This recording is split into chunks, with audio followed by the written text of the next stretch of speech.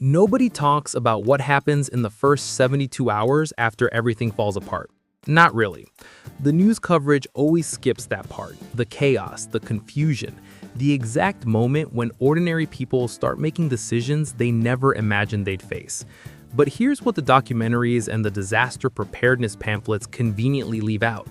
The people who survived those first 3 days almost never survive because they had a perfectly stocked bunker, or a bug-out bag loaded with a hand-crank radio and freeze-dried lasagna. They survived because they were willing to go into places other people were afraid to enter, and they knew exactly what they were looking at when they got there. Abandoned buildings are one of the most underestimated resources in any collapse scenario. Not in some abstract, theoretical, prepper form kind of way, in the very specific, very practical sense that the infrastructure of the old world doesn't disappear overnight. It just goes quiet. The lights go out, the people leave, and suddenly every derelict hospital, every silent school, every shuttered factory and emptied office complex becomes a warehouse that nobody is managing anymore. The inventory is still there. The question is whether you know what you're looking for, and whether you know what's going to get you killed before you even find it. So let's talk about these places honestly. Not the romantic Instagram filter version where photographers wander through crumbling ballrooms and shaft light with a vintage camera and zero consequences. The real version. Before we get into the 8 things worth risking your life for, you need to understand how abandoned spaces actually kill people. Because if you walk into one of these structures like you're browsing a grocery store on a Tuesday afternoon, there's a real chance you will not walk back out. Every empty building has a personality, and that personality is shaped entirely by how it failed. A facility abandoned slowly, a factory that wound down across years, a clinic closed by budget cuts and bureaucratic attrition is a fundamentally different environment from one abandoned suddenly in the middle of a crisis. Slow abandonment means things were removed, sold off, stripped out methodically over time. Sudden abandonment means everything stopped mid-sentence. Coffee cups still sitting on desks with the rings of the last drink someone poured. Medications still loaded in dispensers. Tools still hanging on hooks exactly where someone last used them, expecting to return the next morning. In a collapse scenario, you're almost certainly dealing with the second type, which means the inventory is far richer. But the building is also more dangerous because nobody had time to properly shut anything down before they left. Gas lines were never closed, water pressure built up in pipes that nobody checked, and in some cases, the people who were inside didn't manage to leave at all. That last part matters practically, not just emotionally. A forgotten building with human remains is a building with active biological hazards that compound over time. Understand what you're entering before you enter it. There are 3 invisible threats operating inside every abandoned structure, and they don't wait for you to finish your sweep before they start working on you. These are not dramatic threats. They don't announce themselves. That's precisely what makes them dangerous enough to cover before we discuss a single item worth taking. The first is asbestos. Any structure built before the mid-1980s has a serious probability of containing it. In floor tiles, ceiling tiles, pipe insulation, roofing materials, even the adhesive used to install flooring in commercial buildings. You cannot see asbestos fibers. You cannot smell them, taste them, or feel them on your skin. When the materials containing them are physically disturbed, when you're prying open walls, pulling up flooring, breaking through ceiling panels, the fibers become airborne and lodge in lung tissue in ways that cause permanent, progressive, eventually fatal damage. In a single scavenging run, the acute risk from a limited disturbance is relatively low. But visit similar structures repeatedly, disturb similar materials repeatedly, and the exposure compounds massively. And the damage, once done, is irreversible. The practical rule is simple. If you see crumbling white or gray pipe insulation, deteriorating ceiling tiles with soft edges, or floor tiles visibly breaking apart, don't disturb them. Navigate around them. An N95 respirator, which you should be carrying into any of these spaces regardless, provides meaningful but partial protection. A full-face respirator fitted with P100 cartridges is substantially better and worth acquiring before you make this a regular habit. The second invisible threat is carbon monoxide, and it is arguably the most immediately dangerous of the three because of how it interacts with human psychology at the moment of exposure. Any space with a compromised gas line, any area near combustion sources without adequate ventilation, any enclosed room where significant organic matter has been decomposing in sealed conditions, all of these generate CO concentrations that can reach dangerous levels faster than most people expect. Carbon monoxide binds to hemoglobin roughly 300 times more efficiently than oxygen. Your body cannot distinguish between the two molecules. The experience of poisoning doesn't feel like an emergency. It feels like getting slightly tired after a long day, then mildly foggy, then deeply sleepy in a way that feels earned and comfortable. You sit down for just a moment, you don't stand back up. The best defense is a small battery-powered carbon monoxide detector, the kind that fits in a jacket pocket, which you will find in residential buildings, near boiler rooms, and in any facility that ever managed combustion equipment or fuel storage. If you find one, it becomes carry-on equipment from that point forward.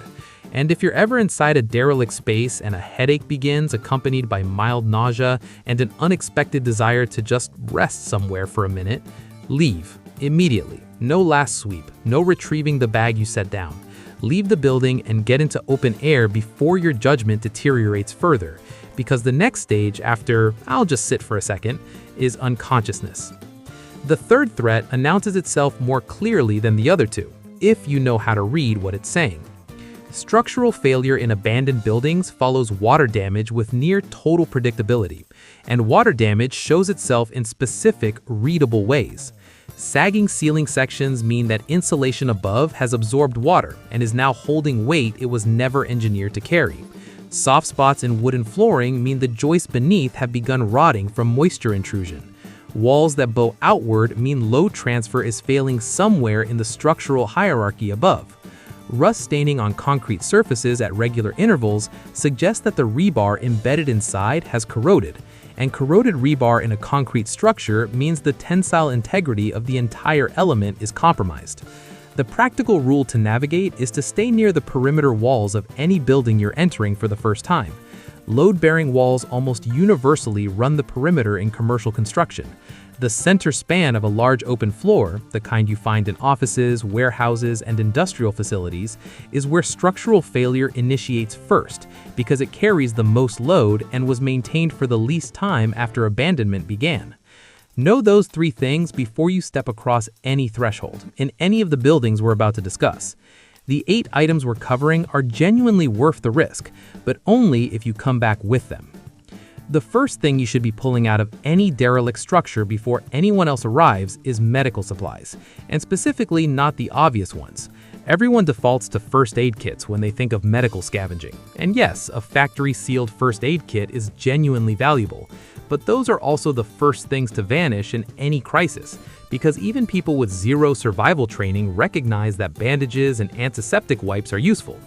What people walk straight past, what's still sitting untouched in empty buildings long after the obvious supplies are gone, is the deeper inventory that requires knowing what you're actually looking at. Hemostatic gauze treated with a clotting agent can stop arterial bleeding in situations where standard applied pressure would have you watching someone bleed out in under 4 minutes. Real tourniquets, not the rubber tube variety, but devices specifically engineered for traumatic hemorrhage control, are distributed in public buildings as part of emergency preparedness infrastructure. They live in small, red plastic wall-mounted cases in hallways, break rooms, and building corridors. Most people mistake those cases for fire extinguisher stations and don't give them a second look. Do not be most people. Picture the scenario. It's roughly 40 hours into a complete grid-down situation. Your group has a person with a deep laceration on their forearm, the result of reaching through a window that was already cracked at the base and shattered on contact. You have 2 options. You improvise compression with your last clean cloth and hope the bleeding slows on its own, or you use the hemostatic gauze from the emergency response station you clocked on the second floor corridor when you first swept the building. That isn't a dramatic hypothetical constructed for effect. That is a real decision with a real outcome differential, and it plays out in some form in the first week of every serious collapse event. The people who noticed the red case on the wall made a different choice. They got a different result. On medications, Sealed antibiotics discovered in any derelict clinic, corporate infirmary, or office building with occupational health facilities are among the highest value finds available in the early collapse period. They address the infections that killed human beings by the millions before modern medicine existed, and they will do so again when hospitals go dark permanently. Their labeled expiration dates are conservative manufacturer guarantees, not cliff edges beyond which the medication becomes inert. Sealed, stored properly, they retain significant efficacy well past a printed date. Beyond antibiotics, diphenhydramine is worth grabbing in any quantity. It manages allergic reactions, improves sleep quality when anxiety is actively degrading group cohesion and decision-making, and appears in desk drawers and personal bags across every type of building with a frequency that reflects how commonly people rely on it under normal conditions. One specific operational note: old hospitals are the richest single source of medical supplies you will find, but they are also frequently pre-1980 construction, which puts asbestos squarely in the risk calculation. The reward is higher than almost anywhere else. So is the requirement for patience and proper respiratory protection before you start pulling open cabinet doors. Medical supplies can keep your group alive through injury and infection, but there is something waiting in the utility areas of these buildings that addresses a threat even more fundamental than bleeding. Water filtration infrastructure is the second category, and it's where most people's instincts completely fail them. In the opening hours of a crisis, grabbing bottled water is entirely correct behavior. It's immediately safe and immediately available. But it runs out in days, not weeks, for any group larger than one person. What you actually need in the medium term is not water. It's the means to make water perpetually safe from whatever source is available to you, and forgotten facilities are full of the components to build that capability. Commercial filtration cartridges, particularly ceramic and activated carbon block varieties from office water dispensers and institutional water treatment systems, can be removed from their housings and repurposed into a gravity filtration setup that requires no electricity, no pressure, and no moving parts. A ceramic filtration element that's been used in a commercial system can be scrubbed back to near original performance, and it will reliably remove bacteria, protozoa, and significant particulate contamination from any surface water source you put through it. What it won't eliminate are viruses, which becomes a serious concern in a collapse scenario where sewage infrastructure has failed and human waste is contaminating surface water. The solution to that gap is solar disinfection. Pour your filtered water into clear plastic bottles and leave them in direct sunlight for a minimum of 6 hours on a clear day, longer under cloud cover. UV mediation at those exposure levels inactivates the viral pathogens that filtration doesn't catch. That two-step system, ceramic filtration followed by solar UV exposure, built entirely from components you pulled out of derelict buildings, handles nearly every biological threat you're realistically likely to encounter in a compromised water environment. While thinking about water safety, think simultaneously about water volume. Gutters, downspouts, vapor barrier plastic sheeting from construction areas, large plastic storage drums from facility maintenance closets, these are collection infrastructure. A 55-gallon drum positioned under a functional downspout can collect enough rainwater in a single moderate storm to keep 4 people adequately hydrated for most of a week. Heavy and inconvenient to move, yes, but if you have any means of transport, a hand truck, a vehicle with cargo space, a cart of any description, leaving collection infrastructure behind because it's awkward is a decision you will feel the consequences of the next time it doesn't rain for 10 days. Now the item that consistently surprises people when it appears this high on any practical list: hand tools. And critically, not power tools. The instinct in a scavenging situation is to prioritize anything that looks powerful or technically sophisticated. A quality handsaw functions identically on day 1 and day 300. Chisels don't require charging cycles, and the properly made pry bar is arguably the single most versatile piece of equipment you can carry out of any silent building on this list. A forged steel flap bar in the 36 to 48-inch range opens locked roll-up doors, breaks apart wooden pallets and furniture into usable firewood, functions as a first-class lever for repositioning objects too heavy to lift directly, and in situations where defensive use becomes necessary, provides serious mechanical force advantage. A pry bar that bends under load is one you can work straight and use again, One that fractures is two useless pieces of scrap at the exact moment when you needed a single piece of functional equipment. In any maintenance room or facility workshop, also take a pipe wrench. In a world where water infrastructure is actively failing across the board, the ability to work on piping, to bypass broken sections of pipe, tap into lines that still carry pressure, close valves before a rupture floods a space you're trying to use as shelter, is a practical skill set that makes you immediately valuable to any group you encounter. And in the early weeks of collapse, being genuinely practically useful to a group of other people is one of the most durable survival positions an individual can occupy. Fire starting and fuel materials. The obvious items, lighters, matches, candles, are worth taking whenever you encounter them, and you will encounter them frequently. But the real value pools in the less obvious things. Petroleum jelly is a slow-burning fuel, weatherproof and ignites readily, and sustains flame long enough to catch wet tinder. Hand sanitizer in bulk institutional containers is gel alcohol and burns with a clean, nearly smokeless, high-temperature flame, the same fundamental chemistry as the alcohol stoves used in ultralight backpacking. Fine-grade steel wool, specifically 000 grade, will ignite from direct contact with the terminals of a 9-volt battery, because the resistance in those microscopic strands generates heat fast enough to reach ignition temperature before ambient moisture can prevent combustion. This is electrical physics, not a survival trick. It functions in wet conditions where every friction-based fire-starting method has already failed. You'll find steel wool in renovation zones and maintenance areas. 9-volt batteries are in smoke detectors, emergency exit signs, wall clocks, and 100 other places throughout any commercial or institutional building. Strip smoke detectors for the batteries and the piezoelectric alarm element, which has legitimate uses in signaling and basic electronics. Beyond that, move on. Solid fuel tablets found in camping gear, emergency supply caches, or sporting goods storage areas have shelf lives measured in decades. A tablet manufactured 15 years ago works identically to one made last month. Magnesium fire-starting blocks are similarly long-lived. Both of these items are small, light, and represent essentially permanent fire-starting capability. If you find either in any forgotten emergency kit, you take them immediately. Now the item that generates more argument in survival communities than almost anything else, based almost entirely on a fundamental misunderstanding: communications equipment. The argument against prioritizing radios is that when infrastructure collapses, communication infrastructure collapses with it, rendering radios useless. This reasoning is wrong in a specific and consequential way. Local radio communication operates independently of infrastructure entirely. Two people with compatible short-range radios can communicate across a mile or more of open terrain, with no towers, no satellites, no internet, and no power grid involved in any stage of the process. An operator with a handheld ham transceiver can reach repeater stations, many of which are equipped with independent backup power systems that keep them operational for days or weeks after the grid fails, and through those repeaters can gather and transmit intelligence across distances that would otherwise require days of dangerous travel to cover. The information available through radio during a collapse is not a convenience, it's tactical intelligence.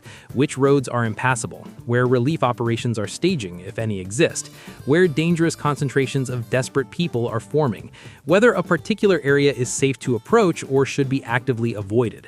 This kind of real-time situational awareness changes decision-making in ways that directly affect survival outcomes, and it is available for free to anyone holding a functional radio. In derelict offices, abandoned schools, and emptied government buildings, handheld radios sit in charging cradles near security desks, reception areas, and facility management offices. NOAA emergency weather radios appear in break rooms and supply closets. Take every unit you find, including those with dead or missing batteries. The battery component is replaceable. The receiver, the antenna assembly, the frequency selection hardware, those are the parts that require manufacturing infrastructure you no longer have access to. Moving now to an item that almost nobody assigns appropriate weight to until they face a physical situation that makes the gap between having it and not having it viscerally clear: rope and cordage. Specifically, the mechanical reality of what rope enables that no amount of individual strength can replicate without it. Rope is a force multiplier in the literal engineering sense of that phrase. A single person cannot move a 500-pound obstruction. That same person with rope, a fixed pulley, and a solid anchor point absolutely can, because a simple block and tackle arrangement multiplies the effective force applied by a factor of 3 to 6 depending on the configuration used. Clearing structural debris from a space you need to occupy, lowering an injured person from a height that cannot be climbed down, anchoring improvised shelter against sustained wind that would otherwise destroy it, drawing water from a well or cistern at a depth that exceeds arm reach. Every one of these scenarios materializes in the first weeks of any serious collapse event, and every one of them is either manageable or remains impossible based on whether or not you have rope. Nylon or polyester in at least a 1/4-inch diameter is the practical target. Natural fiber rope, hemp, jute, manila, absorbs moisture, degrades with repeated wet-dry cycling, and loses a significant percentage of its rated strength when wet. Nylon maintains its properties under wet conditions and gains a degree of elasticity under dynamic load that actually reduces peak stress on anchor points. Paracord in the 550 variety is excellent for light load applications and carries the additional advantage that the inner core strands can be individually extracted and used as fishing line, precise binding material, or, in a genuine medical situation with no other options, improvised suture material. Now the item that sounds the most low stakes on paper and carries some of the highest long-term strategic value of anything on this list. Seeds, specifically non-hybrid open-pollinated seeds from any plant that produces a useful food crop. Plant a third of what you find, eat the rest, save seeds carefully from whatever grows, and you have initiated a food production cycle from almost nothing. Open-pollinated and heirloom seed varieties maintain genetic consistency across successive generations. Each harvest simultaneously feeds you and seeds the next planting. Anything labeled F1 hybrid does not work this way. Hybrid offspring don't breed true. The following generation will be genetically inconsistent and frequently unproductive. And if you find a printed book on organic growing methods or permaculture design, that book carries as much practical value as the seeds themselves. The gap between understanding that vegetables grow in dirt and actually producing consistent yields through changing seasons, variable rainfall, soil that hasn't been conditioned, and pests that haven't been managed, that gap is enormous, and it has cost people their lives in the second year of collapse scenarios when the first planting failed and nobody understood why. The final item on this list sounds more mundane than anything else we've covered. It is, in certain respects, the most important of all: documentation. Physical printed documentation that requires no electricity, no connectivity, and no functioning infrastructure of any kind to access. When the digital layer of civilization fails, it fails with totality and without staged warning. Every piece of knowledge that exists exclusively in digital form becomes simultaneously inaccessible the instant the power infrastructure supporting it goes down. Every instructional video, every reference database, every navigation application, every technical guide and how-to resource you have ever bookmarked, gone in the same moment with no retrieval option and no backup. What survives that moment is paper, and in forgotten facilities across every city and town, paper exists in abundance that most scavengers walk straight past. The specific documents worth prioritizing: road atlases and topographic maps of your operating region, found in schools, libraries, and government offices. Technical manuals for mechanical and building systems, HVAC, electrical infrastructure, plumbing, vehicle maintenance, medical reference guides, clinical nursing handbooks, pharmacological references, field guides to regional edible and medicinal plants, and perhaps most immediately valuable, local infrastructure documentation. A water utility's operational records and maintenance logs found in a derelict municipal building or utility company office could tell you where functional groundwater wells exist, where the water table is shallow enough for hand digging, which historical surface sources are documented as contaminated, and where the main shutoff points for the municipal water system are located. A brief, honest word on the ethics of everything we've just covered, because this conversation has an implied weight running through it that deserves direct acknowledgement rather than a footnote. In a genuine collapse, after institutions have stopped functioning, after enforcement mechanisms have dissolved, the moral framework around taking things from empty buildings shifts. The relevant question is no longer, does this belong to me? It becomes, does taking this cause harm to anyone who is present and depending on it? If the building is genuinely abandoned, and the answer is genuinely no, the calculus is different from what it would be under normal social conditions. That is not a license for destruction or excess. Operating with discipline, taking what you can use, leaving what you cannot, treating every space as though someone who matters might need to use it after you, is both the ethical position and the strategically superior one. The person who moves through these spaces with care and intentionality is building a reputation in a world that has just lost its formal systems of trust. Reputation, in that world, is the closest thing to institutional backing that a person can construct. Step back now and look at what these 8 categories actually represent when you hold them together. What you're doing when you carry these things out of silent, forgotten buildings isn't shopping. It isn't even scavenging in the opportunistic sense that word usually carries. You are reading the material history of a civilization that developed extraordinary capabilities across centuries, and then, in a compressed window of time, stopped using them. The medical supplies in those wall-mounted red cases represent hundreds of years of accumulated understanding about infection, hemorrhage, and pain. Understanding purchased at enormous human cost through generations of people who died from things that are now entirely survivable. The communications equipment represents a century of electrical engineering that translated abstract physics into human voices crossing distances that would have seemed miraculous to anyone living 200 years ago. The seeds represent 10,000 years of agricultural selection, of farmers in every climate on every continent making careful, deliberate decisions about which plants to save and which to consume, building genetic libraries in the form of living organisms. The documentation represents every generation that understood something important enough to write it down so the following generation wouldn't have to rediscover it from first principles. When you carry these things forward through a collapse, you are not merely surviving, you are preserving capability.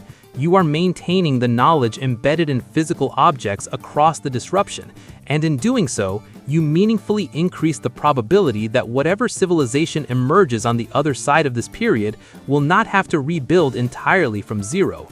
The historians and archaeologists who study civilizations that collapsed in the past, the Bronze Age collapse that erased palace economies across the entire Eastern Mediterranean, the monastic communities that preserved literacy through the early medieval period, the trading networks that maintained metallurgical knowledge across the Bronze Age's long catastrophe. The people who carried knowledge forward through those periods were not uniformly the strongest or the most violent or the best supplied.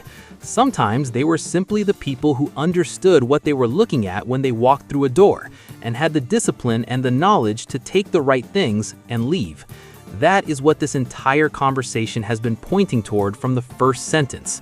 Walk in carefully. Understand the 3 invisible threats before you cross a single threshold. Take what matters across these 8 categories. Leave what doesn't serve you. And above everything else, check the ceiling before you check the shelves. Drop in the comments, what's the one thing in an abandoned building you would risk going in for first and why? I read every single one. If we reach 5,000 comments, the follow-up drops. The things that look like treasure inside these buildings, but are actually traps. The finds that will kill you slower and more painfully than leaving empty-handed ever would have.